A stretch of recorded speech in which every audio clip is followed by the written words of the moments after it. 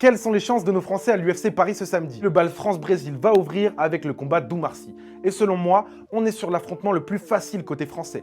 Facile, c'est une façon de parler évidemment, parce que Brenson Ribeiro, son adversaire, n'est pas un top combattant, mais pas un lambda non plus. Il reste sur une défaite et il a un bilan plutôt mitigé à l'UFC, alors qu'Oumar Sy, même si lui aussi reste sur une défaite, on peut la considérer comme une erreur de parcours. Dans sa ville, le Parisien a clairement l'avantage et les cartes en main pour retrouver la route du top 15. Après Oumar Sy, c'est là qu'on va vraiment commencer à trembler avec Benoît Saint-Denis qui affronte en co-main event Mauricio Ruffi. Ruffi est un problème, c'est un contreur redoutable, il a une plus grande allonge et il a un knockout power phénoménal. Benoît va devoir écouter son coin et les conseils de Nicolas Hoth. Cette fois, c'est l'heure de mettre tout le monde d'accord face à un concurrent difficile. Pour moi, c'est le combat le plus indécis de la carte du 55 ans. Et puis, il reste le boss final, celui pour qui Paris va retenir son souffle, Nassourdine Imavov.